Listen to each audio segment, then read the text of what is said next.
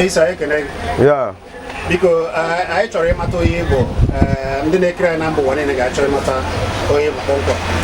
Ọ bụ mụ abụ onye na-akpọ Igwe Biafra. Ihe eji mara m bụ ịgbasa igwe ozi our director, spiritual director Nnamdi Kanu, Ọhamadike 1, ọnwa gburugburu ụwa niile. Mụ abụ onye na-egosi Biafra television n'Enugu. Na-agbasakwa n'ozi na redio Biafra. Mgbe redio na-adịghị n'Enugu, ọ bụ ebe a ka a na-agbasa ma ruo echi. Ebe a bụ ebe a n'Enugu. Ebe anyị nọ Enugu South ka a nọ ihe a. Adọmụa na-eme na ndị Enugu na-ama na redio na-ekwu weda ma redio Enugu olekwu ma ọ na ọ na-ekwu. Ọmụ abụ onye na-akpọ Igwe Biafra ahịa na-anụ n'Enugu. Ọ dị ma Igwe Biafra bụ ihe eji mara gị. Afọ ọzọ ha ji makwara gị. Ihe ejikwa mara m before m divert so eto Igwe Biafra bụ igwe electronics maka ọ bụ electronics ka m na-arụ. Mana mgbe m bịa hụ na our spiritual director Nnamdi Kanu Ọhamadike lee ihe ọ na-eme freedom fighter ọ na-azọ na ndekwadị m nwa bụ Igwe Biafra mma njigwa eche mba lee ya bụ nwa amadi na-eme ihe ziri ezi adịla m nwa ga-esogide ntuli m anwụrụ. Ọ dị ma Igwe Biafra nke a bụ eziokwu maka na ọ ya mere anyị ji bịa ebe a maka na a na-anụ ka isi agba mbọ ịfụ na ndị Biafra were onwe ha ya mere oge anyị ji nụkwa oge a tinyere ka a ga-esi yi makwa nne onyeisi ndị otu IPOB ya bụ Nnamdi Kanu anyị wee sị na agaghị emechi ihe a ka a ghara ịbịa mara ka ọ dị ga-eguduge oge nụrụ na nne na nna Maazị Nnamdi Kanu nwụrụ. Mgbe m nụrụ na nne Nnamdi Kanu nwụrụ na papa ya anwụgo m fat obi adịghị m mma maka ya bụ onye ọ na-abụ mgbe a kpọ mama ha na Abuja mama ha so n'ebe ya nkwa ebe nwa ha ekwu ya bụ ihe egwu eju m ọṅụ mgbe anyị ji ebe Nnamdi Kanu papa eweli n'aka wee gozie anyị andị ngozi ahụ wee pụọ iche andị papa wee chekwa na ebe nwa ha ekwu ka ya nkwu obi adịghị m mma mgbe m nọ na mpi ya nwụrụ mmịa nwụọ ọ bụ ihe mwute andị dadi arahụghị m ụra wee laghachi our spiritual director Nnamdi Kanu ya jiri obi aka na ọnwụ ha ọnwụghị n'efu ha nwụ ka wee nọchiterie ndị ọjọọ bụ ndị Naijiria gọọmenti nje na-abịa ka ha gbuo ya wee laghachi ya ediwe na ọ bụghị nna ga-akwa nwa na ọ bụ nwa ga-akwa nna Ọhamadike na machie ya ediwe na ọnwụ bụkwadị ọ dịkwara na onye ọbụla mana ihe ọfọm na-asụ n'isi ya bụ ọ ga-anọ wee fụ ụmụ eri aka ụmụ ya n'ihe ike anya ha eme ụmụ ya and ihe ike ama mmịa ọ ga-adịgide ntụrụ ruo mgbe Chineke nji kpọọ ya okuchiela ọrụ ya izuana. Ọ dị ma ekpere ahụ na ọfọnị na anyị gọrọ ga-ele n'afọ Chukwu okike abịa ma ugbu a tinyegoro ka a ga-esili ya ka ndị agha Naịjirịa jezi kpọrọ ma ndị otu ama ihe niile ma ihe niile ji alụ ọrụ jezie nọrọ na be Nnamdi Kanu wee na-asị na ha achọghị ịfụ ndị otu IPOB n'ebe a kedu ihe ị ga-ekwu gbasara nke ọ bụ ebe ha Nnamdi Kanu ji si na Naịjirịa bụ zoo ile anya n'ụbọchị nke taa Naịjirịa enweghị sekuriti leenị na mmadụ na-eme freedom ka ụmụ nwanne nwere onwe ya Naịjirịa gọọmenti chọrọ na bịa ije gbuo ya ọ bụghị ha ụdị ha ekwechighị ekwechi ije na mba ụwa na-enwere onwe ha freedom na-emere onwe ha agitation o wee bụzi onye na-ejiri ogbo ji hụ mma o nwere ihe o ji na-azụ ka enwere onwe iji gosi gị na obodo enweghị sekuriti ile anya na be Nnamdi Kanu afara ukwu ibeko ifu ka ha si kpụrụ Nigerian soja kpụrụ polisi oju ebe niile ọ bụrụ ihe a ka abịa ọkwa elimozu ka ala alụ aya Nigeria gọọmenti na hafụ Boko Haram wee si ebe ahụ wee gbaga na be Nnamdi Kanu ka eji egbuo ndị IPOB ahụ na-eji igbu ha ji mma ka ha ji egbe ọkwa ndị na-azụrụ onwe ha freedom na mmadụ nọgide mụọ nwa gị ito onye eche papịa na ihe nna nụrụ onwe papịa ama mgbochi na ịnụrụ onwe ọ bụkwa ihe Nnamdi Kanu na-azụ na ndị emegbugbu anyị nnukwu na anyị chọrọ inwere onwe anyị ọ bụkwa na ajọ ihe ọ bụghị na ajọ ihe ya bụ ihe ndị Naijiria gọọmenti ji kpọrọ soja kpọrọ amị chi ka ha ji egbuora ya wadaretọ andịla ọma mmela ha ya wee yechi ya otu ha nọgoro ebe a ihe a kedu ihe ga ndụmọdụ ị ga-ezi ndị otu IPOB gbasara otu a ga-esi li nne na nna ndụmọdụ m na-enye ndị IPOB bụ na onwere ihe ga-eme ofu obi ahụ iji ka anyị gara eje eje maka na ndị Igbo tụrụ n'ilu chi gidigidi bụ ugwu eze na otu igwe adịghị eti na nkịtị anyị nwere nwaanyị n'ebe anyị ejighị mma alụ o Chukwu okike abịa ma na-alụrụ anyị ọgụ ọ bụ na ile anya wiiki gara aga ile anya n'elu ị ga-afụ na iji gochi gị na Chukwu okike abịa ma nọnyere awa freedom anyị na-azọ stapụta n'elu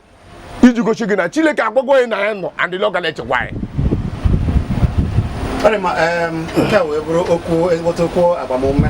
ọzọ chọkwara ịrụ ugbu a bụ kemgbe a na-eme ihe a Nnamdi Kanu n'obodo oyibo ya na ndị isi ndị mba ọzọ na-akpakwa ụfọdụ na-ekwuzi ugbu a na n'oge na-adịghị anya ihe a na-ekwu na otu ndị ụmụ Biafra ga-esigbere onwe ha na ọdịbago nso n'uche nke gị iche na ihe a ga-ewe isi n'oge a ọ bụrụ na ọma nwe n'isi anyị gatakwa anọkwa nna adogbu onwe anyị Nnamdi Kanu emechago ihe niile ọ rụchago onye nwegoro onwe anyị and sitelu aha Chukwu okike abịa ma anyị ga-enwere onwe anyị andịla obiego na ọ dịsịla ọbụ ụkwụ n'ọsọsọ chiri Chukwu okike abịa ma bụ onye mma mana ọ dị n'ọbụ ụkwụ wee laghachikwa ndị na-ada mba ha dakwana mba maka ha ajịchi gị mepewe zonu unit by unit zone by zone bụ iji gwetọ ya atọ ndị mmadụ adị ya bi ha anyị na-achọ obiego na njedebe wee ekelekwa Uchemọfọ maka ọ bụrụ na ọ bụrụ Uchemọfọ egbuchala director na prison wee laghachi Uchemọfọ ya ejide nke oji maka onye achịghara aka o jiri eme aja ife ana machi ejide ka oji wee ekelekwa nne nne anya maka onye ya bụ finance ya bụ finance ledu whole world niile wee na-achị ka Chukwu okike abịa ma chebie ọ ga-echebe ụmụ ya ga-afụ ya and ụmụ ya ga-akakwa ego akwụkwọ tu ochegwu akwụkwọ ifuga so ma ka a na-apechi ya na-agbata nke a kedu ozi ị ga-ezipụziri ndị niile bụ ndị na-ekiri gị na mba ụwa ọ kachasị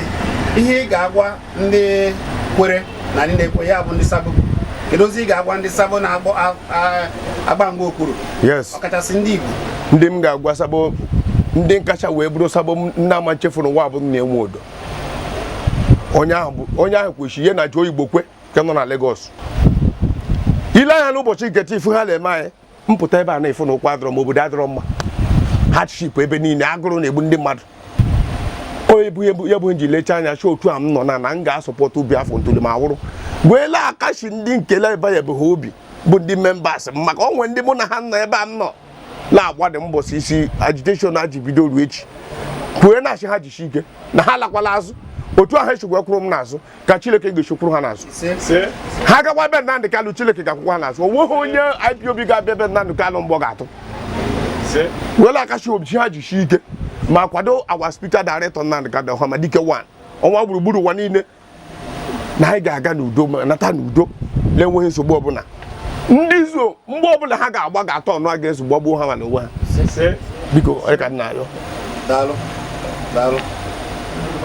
ọ bụ otu a ka anyị na igwe Biafra chifu ya bụ nke nọ n'Enugu na-agbasozi ndị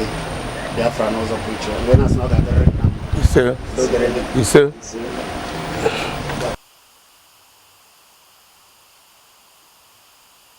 iso anyị ekene gị dewo biko anyị ga-achọ ka ndị na-ekiri anyị na mba ụwa niile mata onye Igbo before nga n'iru ikwu maka onye mbụ aga m ekele Obinigwe bụ Elohim n'aha nke Yahweh Elohim, the creator of heaven and earth, living in heaven, the sea and all that is in them, and rest on the Sabbath day. Hallowed be your name, Yahweh Elohim. Blessing, honor, glory, thanksgiving, power be unto Yahweh Elohim forever and ever. Selah. Aha m bụ Prophet Yajindu Bereshit Nwokabia. Ya bụ afa m. Ọ dị ma nke mgbe anyị chọrọ ịmata ije gị na ndị Biafra iwere onwe ka isi bido. Ekele dịrị unu. Mụnwa bụ onye iso na bụ coordinator IPOB and also unit m bụ onye ana unit. mụ na ndị otu m kwadosiri ihe a na-eme maka inwere onwe anyị. Ọ na-arụ anyị ọnụ n'obi ime sure that na freedom anyị nwere onwe anyị anyị nwetara. Anyị na-asọpọtụ Nnamdi Kanu n'ụzọ pụrụ iche, na-akwado n'ụzọ pụrụ iche ihe nke ọsọ anyị mee ka anyị na-eme. Ihe a bụ ihe nke anyị nwaga n'iru wee na-eme.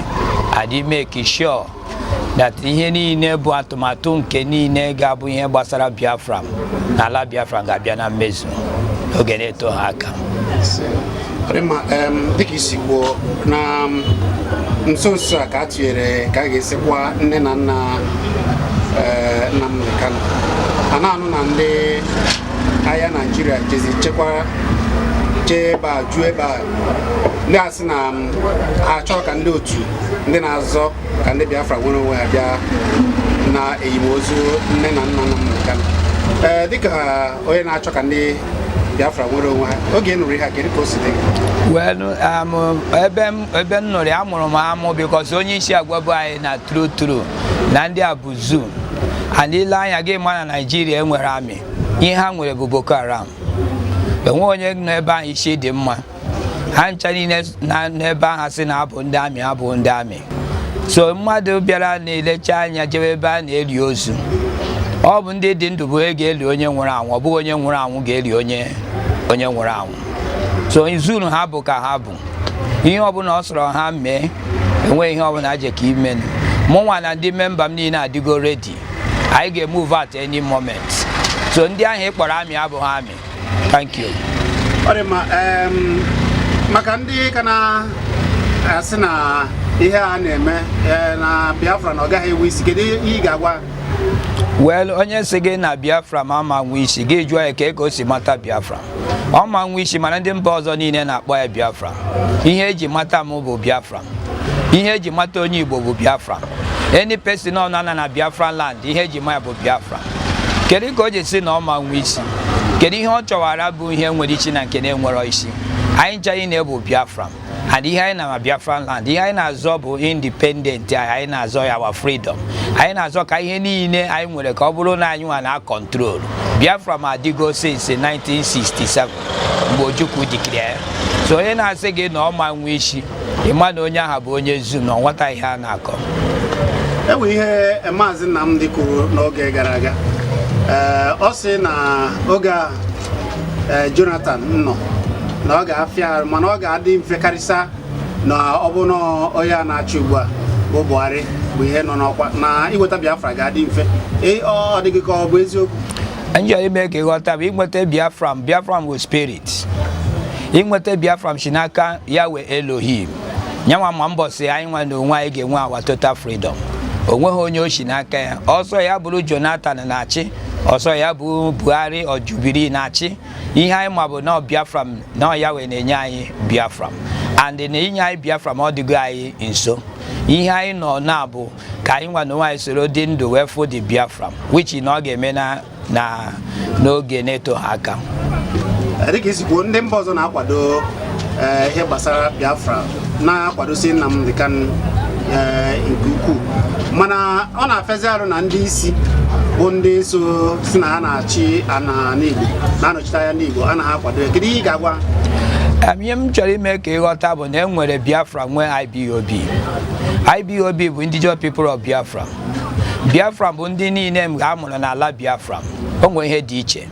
Onye ifuru nọ na Senate abụrụ onye abụghị anyị IPOB mana onye Biafra.